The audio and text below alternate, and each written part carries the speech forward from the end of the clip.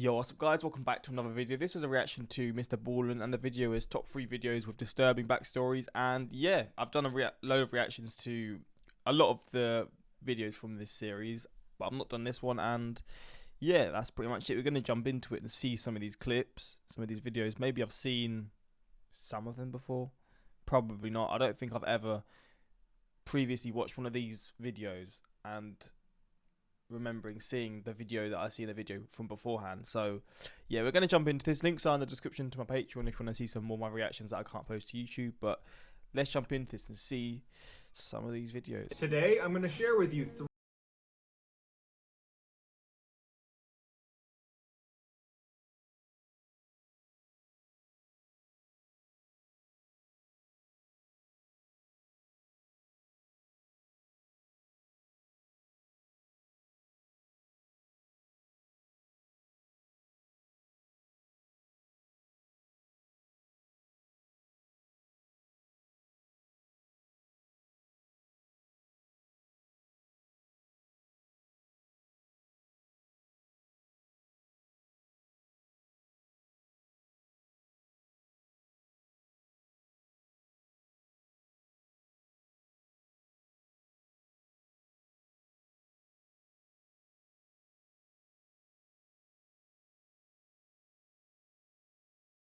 30-year-old mother of two, Lisa McKenzie, lived in what she called a safe neighborhood in Bridgend, Wales. One day when she was cleaning up her kids' toys Not much happens in Wales, so I'm not really sure what to expect in this one. in her backyard, she noticed something strange about her back door. She thought maybe one of her kids had taken paint and slapped it across the back door, or perhaps it was even mud.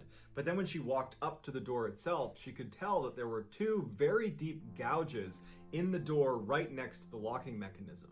Also, the key portion of the lock had loads of scratches all over it. Initially, she thought maybe these have been here the whole time and I just haven't noticed them until right now.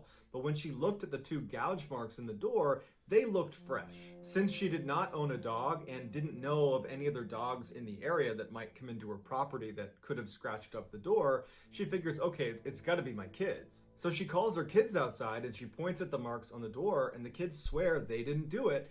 And they say, I don't remember ever seeing that. That's new. At this point, Lisa has this sinking feeling that someone must have tried to break into our house, but she doesn't want to scare her Oh, I've just clocked there's a video so that we can actually see what's going to happen. Oh, mate. kids, so she tells them to go back in the house. They go inside and she's standing in front of the door and she's just looking at the marks thinking like, what do I do? And she notices in the bushes right next to the door, there's something silver sitting in the bush. She bent down and picked up a wire that she immediately recognized as a windshield wiper insert because she had recently had to replace her windshield wipers because one of the inserts was missing. She also noticed this wire that was very rigid had been bent up at the end like a hook. And it was at this point that Lisa went from maybe someone's trying to break in to definitely someone just tried to break in. They're using the wire from my windshield to try to defeat the lock. Lisa didn't make much money, but with the money she did have, she went out and got the most expensive, sophisticated surveillance camera that she could put on the back of her house to monitor that back door. And in addition to the camera, starting that night, Lisa began compulsively checking every door, every lock, every window, everything that could secure the house. She would check 3, 4, 5 times before going to bed every single night. Imagine how scary that is, man. What the hell? And then the next morning, she would get up and she would review the footage from the night before. And for the next several weeks, no one tried to break into her house. There was no suspicious activity recorded on the camera. Everything was normal. Until Monday, July 13th, when she woke up and noticed her back gate, not her door, but the gate leading into her yard, was slightly open. Now, because she was obsessively checking every door, every window, every lock, that included that gate.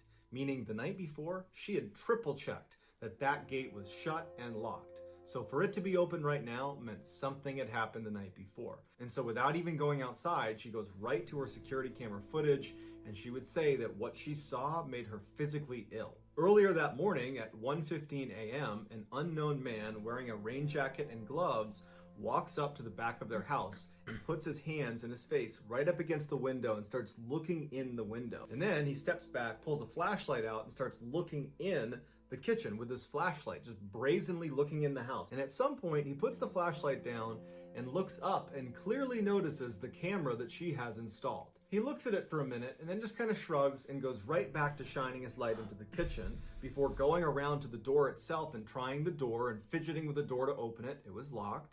He goes to the window, he tries to open the window, it's locked, and he would make his way down the side of the house trying to open all of the windows until walking around to the back side of the house where there wasn't a camera. And then when he couldn't open any of the windows or doors because Lisa was diligent about locking everything, he must have just given up and left. Lisa's horrified. She gets in touch with police. She shows them the footage, but unfortunately, his face was kind of obscured in the video, and so they were never able to identify him. Here are the highlights from Lisa's security footage.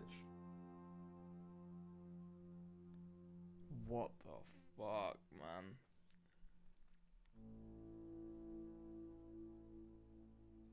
So now you're just going to be living your life in fear that they're going to come back sometime and do the same thing again.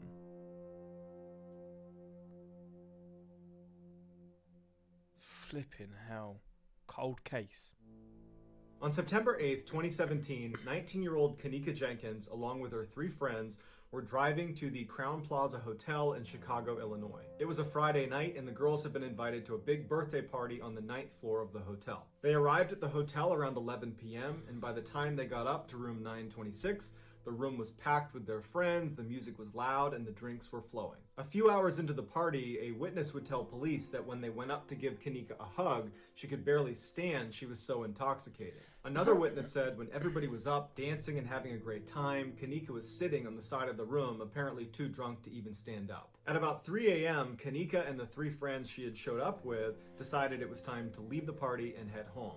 So they make their way into the hall, security cameras would pick them up in the hall, they go down to the lobby, and that's when Kanika realizes she doesn't have her car keys or her phone. Her friends, who were not nearly as intoxicated as Kanika, told her to stay in the lobby. They would go back up to the hotel room and look for her things. Her friends go back upstairs, they search the room for a few minutes, and they finally find her purse that had her cell phone and her keys in it. They go back down to the lobby, and Kanika's not there. Now, they assumed she must have already left the hotel and was waiting at the car for them, but when they got to the car, she wasn't there. So they all pile into the car, and they call Kanika's mother, and they say, hey, we just left this party, and I think everything's fine, but we can't find Kanika, and we have her phone, and we have her keys. And they explained that they had left the party, and she'd lost them, and that she was down in the lobby, and now she wasn't here anymore. And Kanika's mom wanted to know, were you guys drinking? And it was clear the friends were a little bit cagey about it, and they said, oh no, maybe a drink or two, but I'm sure she's fine, everything's just fine. And Kanika's mom just felt like there's something off here, it's the middle of the night, you don't know where my daughter is. And so she said she was coming to the hotel and she was going to find Kanika. Kanika's mom arrives at the hotel around 5 a.m. and the first thing she does is she goes in and talks to the front desk manager and says, hey, my daughter was here, they were having a party up on the 9th floor, and her friends can't find her, I'm sure she's fine, but would you mind using the security footage to show us where she went? Because we don't know if she left the hotel or if she's still here. Would you mind showing us the footage? And the hotel was totally unhelpful. They were like, well, we can't show it to you unless there's an official missing person report. Which, by the way, is a complete fabrication. That's not true. They could have showed it to her, they just didn't want to. Being lazy. And so they told her, sorry, you're going to have to file a missing person report. And so obviously, Kanika's mother is very frustrated and she just wants to find her daughter. So she leaves the hotel and she calls police. And she asks them, can you please come down to this hotel and get them to show us the security footage because we can't find my daughter. The police were willing to help, but they viewed this as, your daughter was at a party, she's probably with her friends somewhere, she's bound to show up, she probably went to another room, and they advised her that she should just wait a couple of hours, see if your daughter turns up, and if she doesn't, call us back. Kanika's time is so important for this kind of thing, and you just being like, oh, we'll just wait, it'll be fine. Like, come on. Mom is now doubly frustrated that there's no one who's going to help her, and so she decides that she's going to search for her daughter on her own. And so she goes back into the hotel and she goes up to the 9th floor and she begins going room to room, knocking on every single door and seeing if Kanika is inside or if anybody knows anything about Kanika. And so for hours, her mom goes room by room, floor by floor, and is getting nowhere until at 1:15 p.m., this is now 10 hours after Kanika left the party and vanished, the hotel finds out Kanika's mom is going door to door, and they call the police on her and say she needs to leave. She's trespassing now. Police show up to deal with Kanika's mother, who sees the police and says, can you please just ask them to show you the security footage? My daughter's been missing for 10 hours now. I have her phone, I can't get in touch with her, and the police say, okay, fine. They go to the front desk, they say, show us the security footage. They show them the footage, but it's just the exits of the hotel. And they see Kanika going inside, but they don't see anybody leaving. And I guess that was enough for the police and the hotel. And they said, hey, we did our job. She apparently is still in the hotel somewhere, but we can't help you anymore. And no one looked any more at the footage. And so Kanika's mom is once again now not even allowed to be in the hotel, and no one's reviewing the footage. And so she's got nothing she can do. Police would go back, though, that night at 10 p.m., so 17 hours after Kanika has gone missing, to review the footage again. And they start sifting through other footage beyond just the exits, and they discover Kanika stumbling through the hotel at 3:20 in the morning. She leaves the lobby and makes her way downstairs to the basement. She walks down the hall and can barely stand, and she goes into the kitchen. And then when she's in the kitchen, she kind of stumbles through the kitchen and then vanishes out of sight. When the police are not able to see Kanika on any other camera after she goes into the kitchen, they decide to just go down to the kitchen and look for her in there. And so at 12:48 a.m. on Sunday now, this is almost 24 hours after she's gone missing, they discover Kanika. She had stumbled into a walk-in freezer. Oh my god. What? I was not expecting that at all. Oh my days. And that could have been stopped if they checked. Oh, that is insane. That was left open for reasons we don't know, and then once inside she had accidentally shut the door, but she was too drunk to open it up again, and she froze to death. Although Kanika's death was ultimately ruled an accident, one could make the case that had the hotel allowed Kanika's mother to review the footage just 2 hours after Kanika went missing, perhaps she would have found the footage that led them to the kitchen. They could have gone down and found her before she froze to death, but we'll never know. Here is the final footage of Kanika stumbling through the hotel before she ultimately landed in the freezer. Fuck. That is brutal. God, she is so drunk. How do you end up in a freezer out of everything as well? What are the chances of that?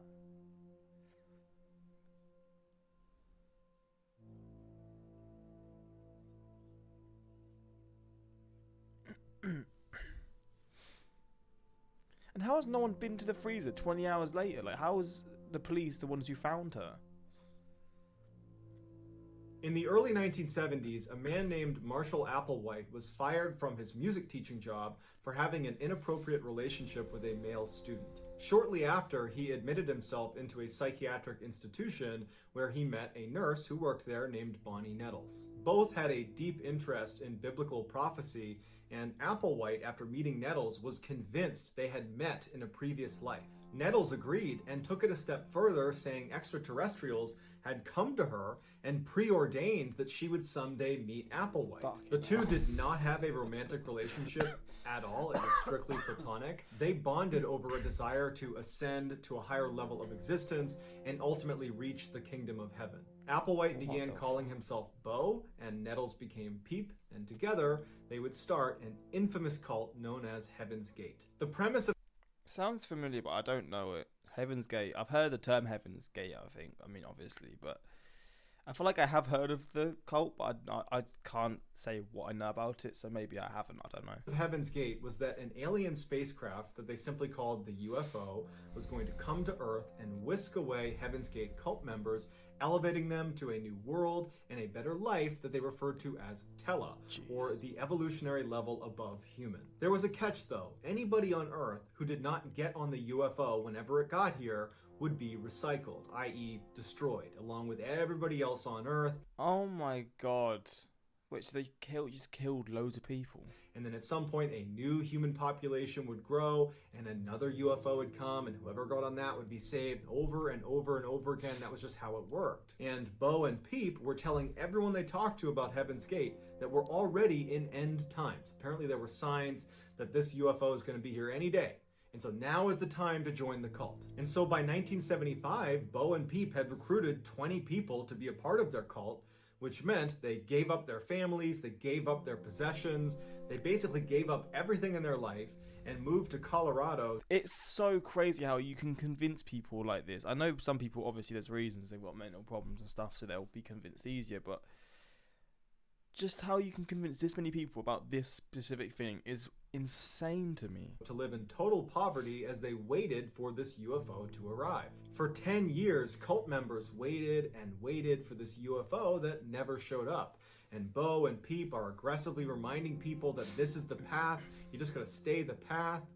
And then Peep unexpectedly died of cancer in 1985, which really screwed things up for the cult. In their doctrine, it was destiny that Bo and Peep would get on that UFO and make their way to Tela, the evolutionary level above human. That was their destiny. And now Peep has died on planet Earth. She did not get on the UFO. She did not ascend to Tela. She will not get to Heaven's Gate. Bo was devastated and horribly depressed, and it wasn't really clear what was going to happen to Heaven's Gate. But he composed himself and he began to tweak his messaging a little bit. Bo began telling his followers that Peep had in fact ascended to Tela. Yes, she did not get on the UFO. However, the aliens must have This guy is so scary. given her a He looks like an alien. signal that if she leaves behind this human body, this mere vessel, you'll still ascend to Tela. Basically, he was preaching to them, if you just end your own life at the right moment, you can go to Tela too. But Bo didn't really know what the right moment was. He didn't know what the trigger was going to be. Until 1995, when astronomers discovered the Hale-Bopp comet was going to be passing by Earth 2 years later in 1997. And Bo saw this as the trigger. The UFO was going to be hiding behind the trail of this comet, and for sure, Peep was riding on that UFO, and as soon as it passes by Earth, we need to ascend. And so fast forward to March 26, 1997, as the Hale-Bopp comet passed by Earth, 39 of the Heaven's Gate cult members, including Bo, they began their journey. Bo told them they would be exiting the Earth in 3 groups. And so on March 26th, Group 1 entered their San Diego mansion and consumed applesauce mixed with barbiturates, followed it up with a whole bunch of vodka, and then put a bag over their head and waited for death. What the fuck? Then on March 27th, Group 2 entered the San Diego mansion, knowing full well what they were walking into. They all had specific jobs of how they were going to clean up the mess left from Group 1. They cleaned it up. Then they picked up the Group 1 members and placed them in beds and put a purple cloth over their face before they, Group 2, consumed their own applesauce mixed with barbiturates and put a bag. What am I seeing? What the hell? What video is going to be related to this? I don't know what to expect to see. Over their head. I guess maybe him talking to the, like how I've seen him before, him talking to on the screen. Death. On March 28th, the third group entered the San Diego mansion, and this included Bo, and they did the same cleanup as Group 2. They put the Group 2 deceased members in bed as well, and then they consumed applesauce and barbiturates, followed it up with vodka, bag over their head, waited for death. Bo had given special instructions to 2 of the members that were within that third group to wait until he had exited Earth and take special care to put him in a specific bed, organized a certain way, and then when they consumed their own applesauce and barbiturates followed up with vodka, they should do that in their bed because they're the last 2. There's nobody else to move them. When a former cult member stopped by the San Diego mansion to check in on the cult, they went inside not knowing what they were up to and found all 39 cult members deceased, laying in bunk beds with identical black and white Nike running shoes on their feet with purple shrouds over their bodies, and they were all wearing matching armbands that read Heaven's Gate Away Team. Just hours before they exited the Earth, each of the groups would perform exit interviews where they would record themselves talking about why they were doing this, why it was important, and what they expected on the other side. They are remarkably cheerful and happy considering what they all know they are about to do. Here are some highlights from those exit interviews. Okay, we have Thirsody with us, and I believe that you chose the name Thirsody because you wanted to be reminded of your thirst for next level knowledge. Is that correct? That's right. I know my vehicle's, or this vehicle that I'm wearing is, pretty nervous, pretty scared. Some may say, well, boy, it's quite a irreversible step. This isn't a troubling circumstance. Don't take it as that. It's just a gateway, just a door. This is so weird. Okay, thank you. Now you're going to find this old crummy vehicle in a bunk someplace that I'll probably be watching when you check it out and observe your responses and your reaction when you look at these vehicles. And they're all nothing but containers that we've used and bored for the short amount of time. People in the world who thought that I had completely lost my marbles. They're not. They all seem a bit, you know, a bit cuckoo, to be honest, to say the least. I think you have to be convinced something like this is going to be the case, you know, to do this kind of thing. Right. So that's going to do it, guys. Let me know what you thought of these 3 stories in the comments, and I will... Flipping hell, that last one was brutal. It's astounding how fast the cops respond to a suspicious person, but drag their feet when people go missing. Yeah, I mean, again, time's the most important thing in that situation, but no, don't do anything.